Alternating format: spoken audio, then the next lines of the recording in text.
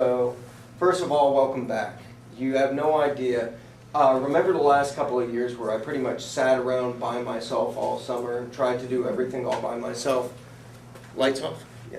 And it was pretty lonely, it was pretty discouraging, especially when I had to get the program started for fall quarter all by myself last year.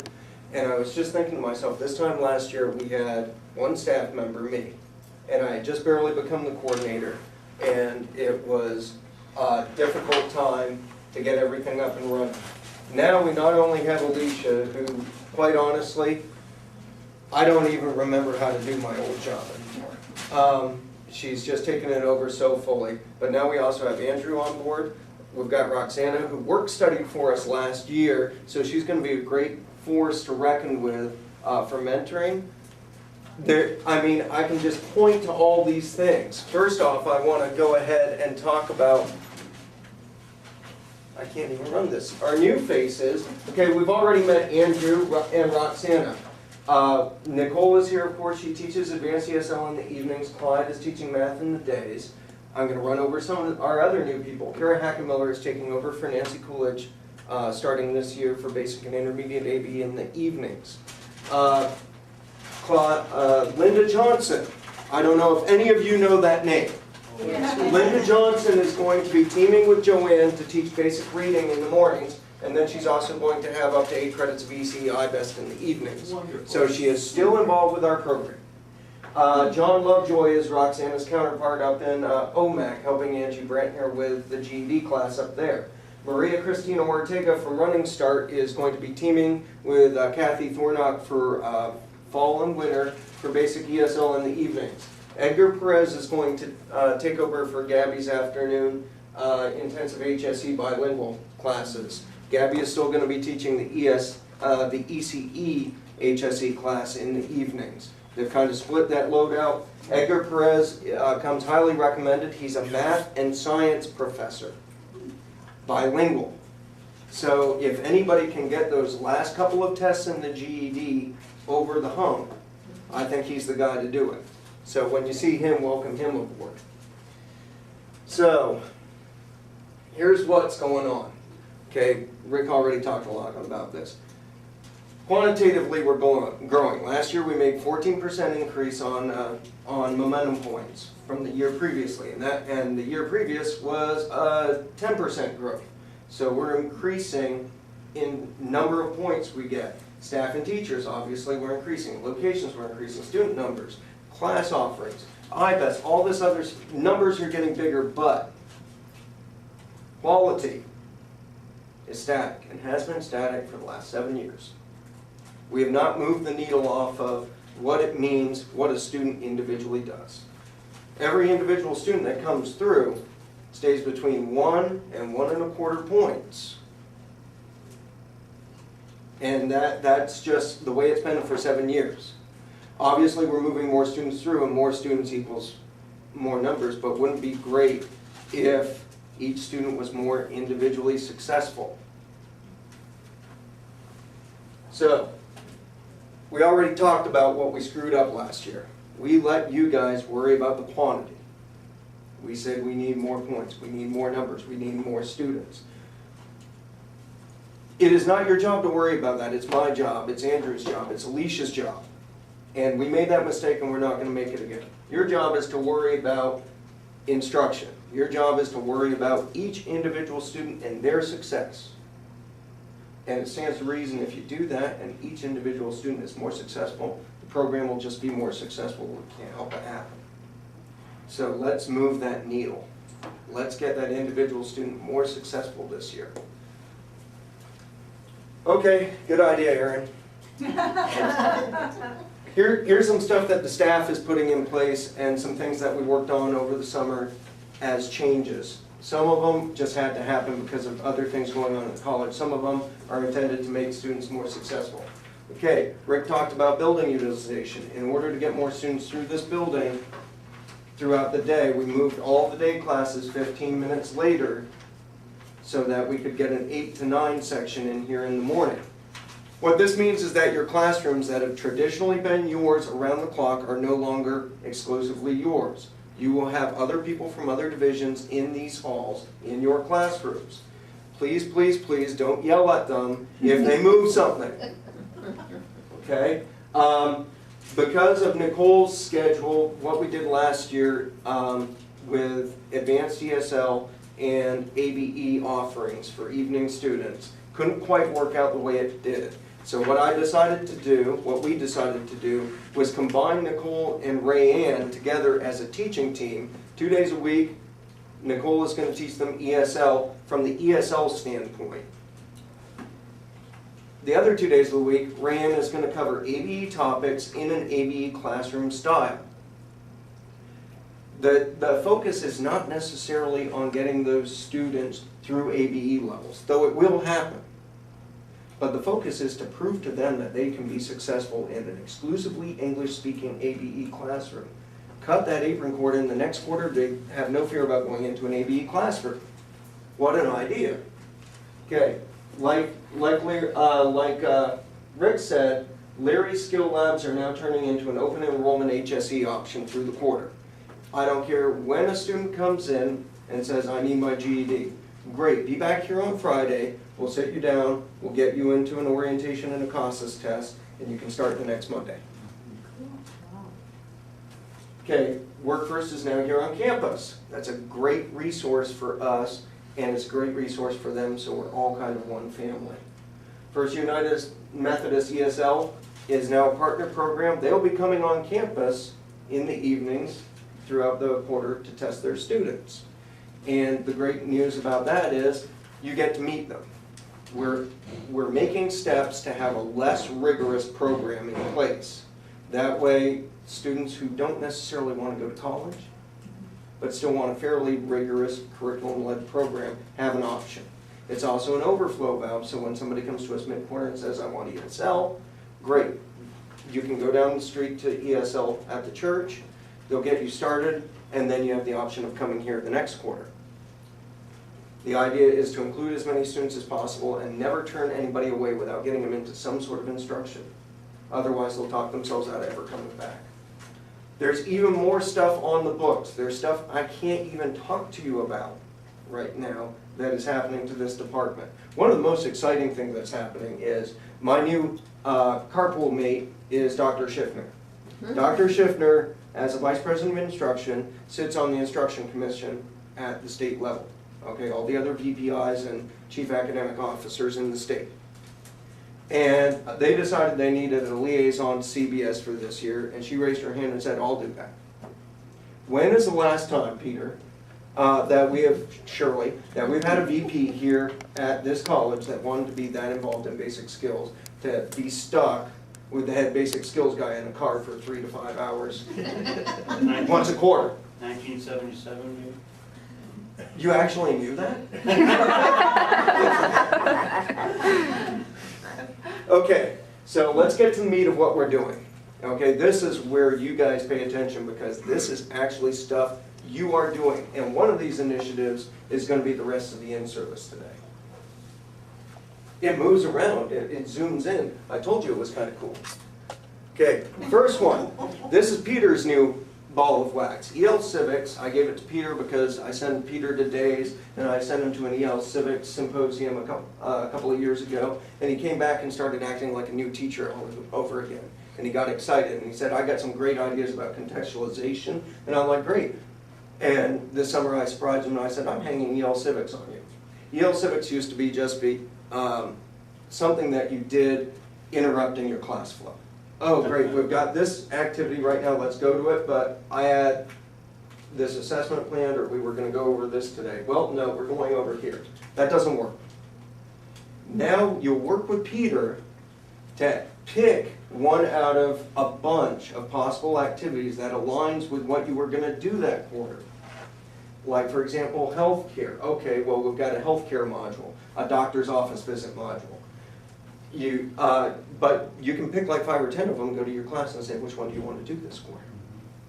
Okay, then as you figure out what you're going to do, you're going to get with Peter. Peter is going to help you design lead-in activities to actually coordinate the activity, whether it's a visit, a guest speaker in your class, or something else happening, we can use Skype to reach out to somebody even on your computer.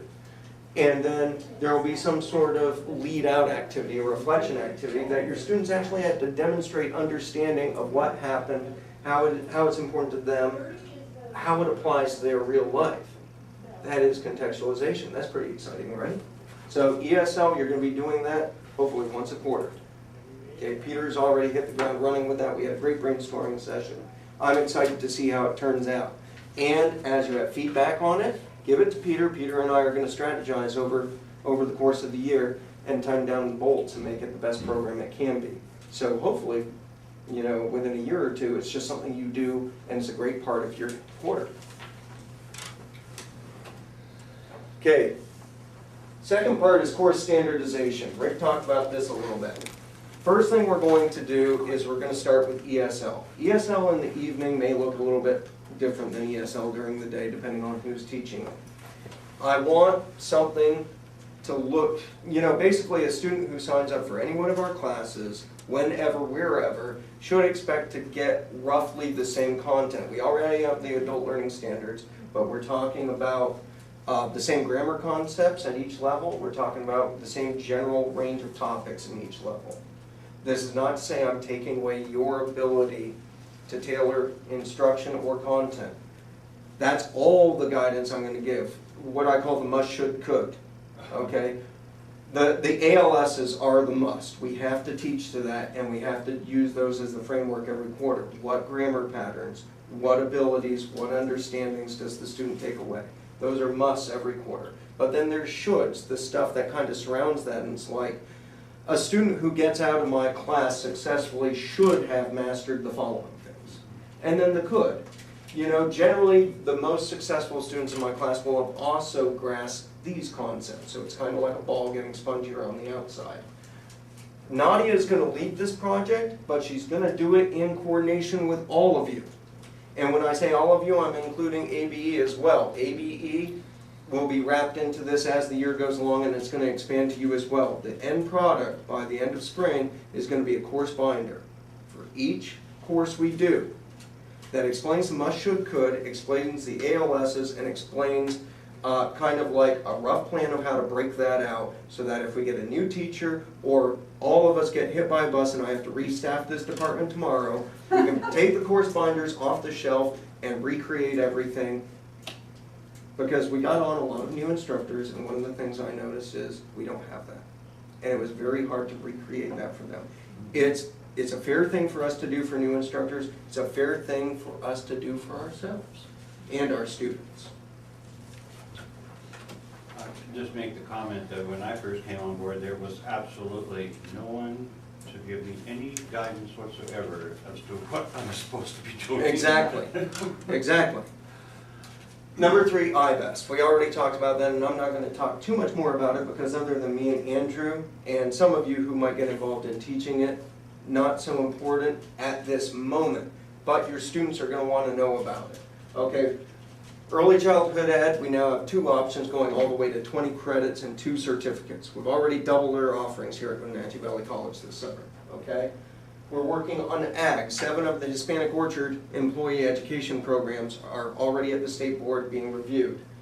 A CNA program. Okay, CNA, because it's a lower wage job, I'm fighting that one. If I don't get it, I've got some other plans.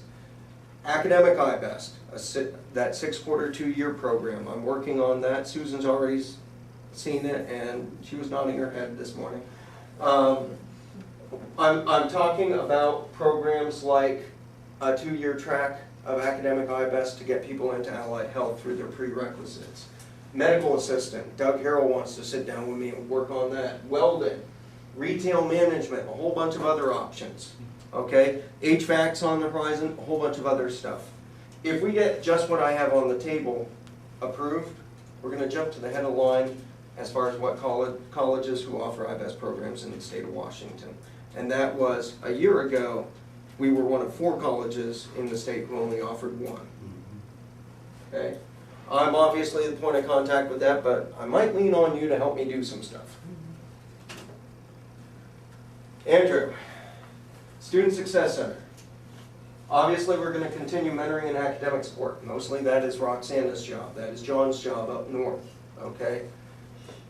While working to improve student transition and student support. We've talked this to death. I want you to know that this is what Andrew's doing. He's trying to pick up the students at the top of your food chain and move them. It is not his job to fill out their forms, write their letters, or apply for financial aid for them. But it is his job to mentor and advise them towards those people that will help them to do it at the college side. He is not going to necessarily walk people to every single appointment. He may introduce them, and then this is who you need to talk to. We're going to kind of, at the very top of the program, have a little guillotine or a knife ready to cut some apron strings. Because we want students to get over there, get successful, and get moving. And the last one, because this is going to be an awesome segue after we have a short break, is the keys to success. Okay, Myra and Joanne were in the listening and speaking standards cadre all of last year, and in the middle of it, I think they were individually taking showers or something. As you know, ideas come up in the shower. And they had this idea for the keys of success. If you open that folder in front of you, there's some products. These are the adult learning standards, phrased in question form. Okay, how do I meet these standards as a student? How do my students meet these standards if I'm looking at them as a teacher? Okay, these are the questions that they ask about everything they experience. Behind that are strategies for success for listening and speaking. Or which one? Reading and listening. Reading and listening, I'm sorry. Those are the passive skills where analysis of content is required, and there's strategies for comprehension, okay? We are going to start off, we're going to have 3 workshops this year. These 3 workshops are going to talk about incorporating standard-based instruction and the keys to success into how you teach. Again, we are not robbing anybody of the ability to teach as they see fit in their classroom. These are tools, but they're effective tools, they're proven tools, and you might learn something attending these workshops. Just like this presentation, we're going to YouTube all the workshops, so even if you can't be there, you can still benefit, okay? The whole idea is that we've got EL Civics, and that works on contextualization. We've got Keys to Success, working on standard-based instruction. And then over here we got the Standardization Initiative, making your classes look very similar and predictable for students. By spring quarter, these 3 bowling balls are all going to roll down the hill and meet. And the effect will be contextualized, standard-based, standardized instruction. For you, for your students. This is the tools that we will work on this year to get us off that needle. To get our students from that 1, 1.25 points to wherever they want to be. But that's the last time this year I'm ever going to mention points to you. It's the last time. You don't need to worry about points. You need to worry about students. Where's the second S in that again? Contextualized, standards-based, standardized training, or instruction. And I just came up with that, so you don't really have to write it down. Aaron, to the degree that things like attendance and things like other details that do affect the point schedule in the long run, we still are going to... Yeah, I mean, nothing we do as a system, as an administrative system, is set to change. There's been no changes to the assessment policy, there's been no changes to attendance, or any of the things that you normally do with your classes that have come on board since I've been here, or since Alicia's been here. All of that continues because it's excellent. And because you guys know how to do it, and you do it well. But we're refining, we're polishing, we're tightening the bolts, and we're making students more successful. It's a lot of work we do, but the thing that's great about working here is that you love to work here. You love to deal with students. I've said over and over again that if you are not here for students, you're here for the wrong reason. I've never had to talk to anybody here about being here for the wrong reason, ever, ever. And so I love coming to work and working with you guys. I don't want anybody to come away from this thinking that we didn't do well last year. We did great, we did awesome. I told you all we did awesome. We did things last year we've never done before.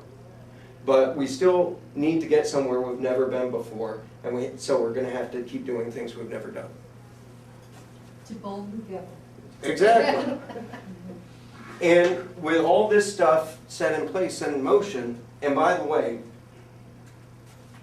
EL civics and contextualization, standardization, keys to success. I want to point out that I didn't come up with any of Student Success Center. I didn't come up with any of those things at all. This came from you. This came from your department, you as teachers. I just wrote it all on a piece of paper and read it back to you. And you're like, yeah, that's a great idea, Aaron. Thank you. I mean, it's the work you're doing that's pointed in the right direction. And it's kind of like when I go back to school for a degree, to get a degree on something that I've been doing for years and years. And I walk in there and I say, well, I didn't know it was called this before, but doesn't this mean that? And the professor goes, oh, that's brilliant. You know, you're way ahead of the game. You know all about this stuff. And I'm like, actually, I've never heard of it before, but it makes sense.